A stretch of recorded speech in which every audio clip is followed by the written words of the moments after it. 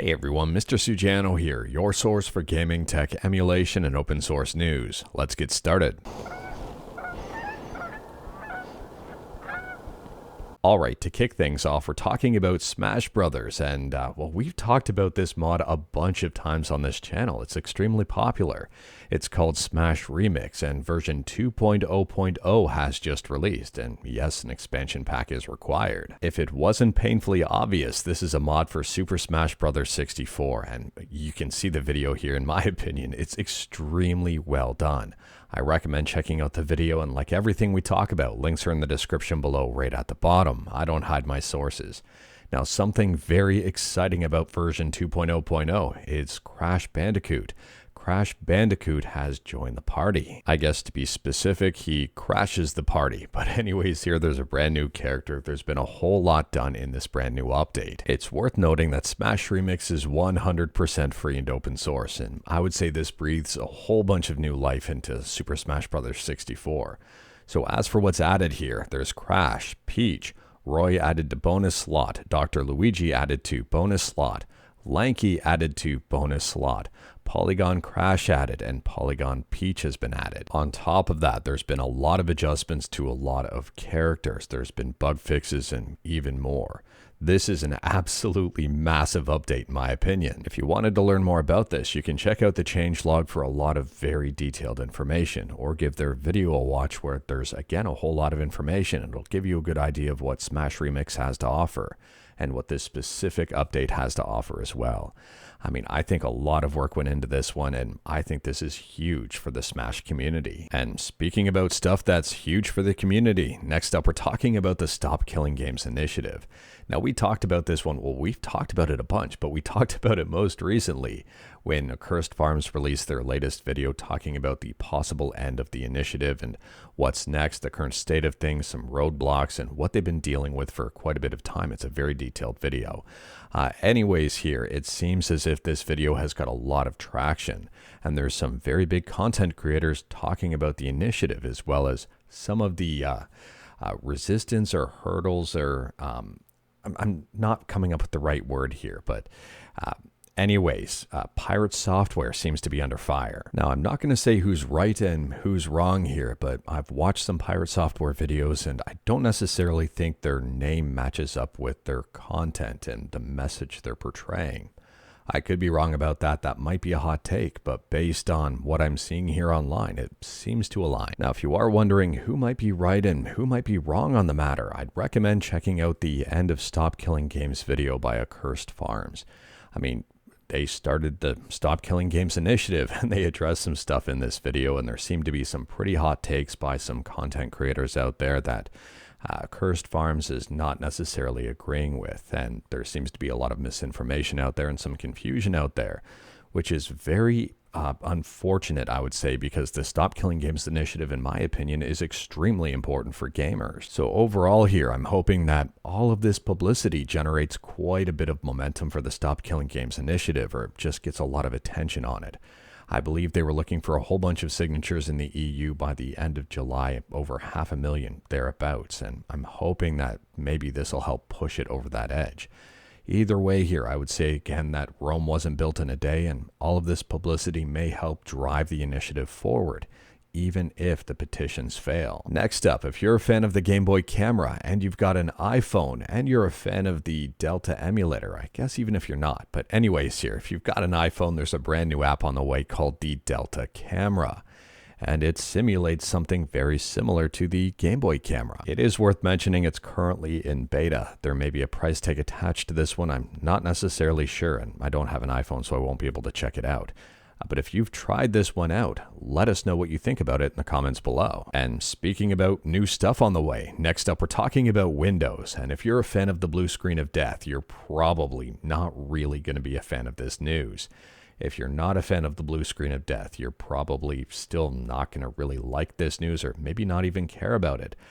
considering the underlying issues that cause the blue screen of death are probably not going to be fixed by this change. So anyways here, Microsoft or Windows is getting rid of the blue screen of death after 40 years. And this is an article over on The Verge that I'd recommend checking out if you're interested. So from my understanding, here is what the new blue screen of death is going to look like. And it may be a little bit more clear for some people, and that may be a benefit. It may let you know when it's a device problem versus a Windows problem. So here's the quote that probably will clarify things. This is really an attempt on clarity and providing better information, and allowing us and customers to really get to what the core of the issue is so we can fix it faster. Part of it is just cleaner information on what exactly went wrong, where it's Windows versus a component. So if you are using Windows 11 later on this year, possibly even in the summertime, if you experience a blue screen of death, you may be greeted with something like this instead. And maybe it may be more informative for you, or just equally as frustrating. And speaking about Windows, next up, we're talking about a very interesting quote. So this is the headline over on PC Gamer. Microsoft says that Windows 11 PCs are up to 2.3 times faster than Windows 10 PCs, neglecting to mention that it's comparing apples to bowling balls. Another shocking news, PC hardware of today is much faster than PC hardware from nearly a decade ago. So it appears that Microsoft did some interesting testing and made some pretty bold claims, and PC Gamer noticed a disclaimer on, well, some of those tests. Based on testing performance by Microsoft in December 2024, using Geekbench 6 multi-core score, comparing a selection of Windows 10 PCs with Intel Core 6th, 8th, and 10th generation processors, and Windows 11 PCs with Intel Core 12th and 13th generation processors. That's a huge difference. 6th generation between 12th and 13th generation. Obviously, the newer ones are going to be faster. Now, at first, I thought there must be something up with that article. Maybe they're misreading something. Maybe the data is off. I don't know. So I went over to Microsoft's website to find the source of the information. There is the claim about being 2 times faster. And there is the disclaimer. And they also showcase what devices they used. I wouldn't even say this is near fair testing. I mean, maybe I'm wrong, but I don't think so. There is a huge difference between the Windows 11 devices and the Windows 10 devices. But I don't know here. Let me know your thoughts about this one in the comments below. I mean, I could say that, yeah, my new laptop performs a lot better than my old 486. Anyway. The comparison's not that bad, but I mean, at the same time here, not surprised at all that they didn't have the courage to compare Windows 11 against something like SteamOS. Next up, we're quickly talking about Death Stranding 2, and you may or may not be aware, but this current PS5 exclusive game has just released. Taking a look over on OpenCritic, and not surprised at all here, the game has pretty rave reviews. Obviously, there are not a whole lot of player reviews just yet, but I'm curious to see if they start matching up with the critic reviews or if there is a big difference. I'm assuming they're going to be very good as well. We'll have to wait and see on those ones, but if you've played Death Stranding 2 on the beach, let us know your thoughts about it in the comments below. And as for a PC release date, I've received a whole bunch of questions on this one, and unfortunately, I do not have any form of release date just yet. There's speculation that maybe in a couple of years. I think it would be crazy to keep this game as a PS2 exclusive, or PS5 exclusive. But we're going to have to wait and see on that one. Overall here, though, I'm pretty sure it's going to head to PC at some point in time. And speaking about a lot of questions, next up we're talking about Grand Theft Auto 6. And there's a lot of questions out there since Grand Theft Auto 6 is up on the Xbox Store. A lot of people are wondering about release dates and the ability to download the game already, and even more stuff. I would say right now that this is really just a placeholder, and don't read too much into it. There's a lot of conversation out there about this one. For example, this Reddit post here, which says you can now install GTA 6 for an odd reason. And the game is only 328.8 megabytes. Considering the game is still being developed, it's probably not going to be 328.8 gigs. And that, I don't even know what's in that file. You can, I guess, pre-install this, whatever it is.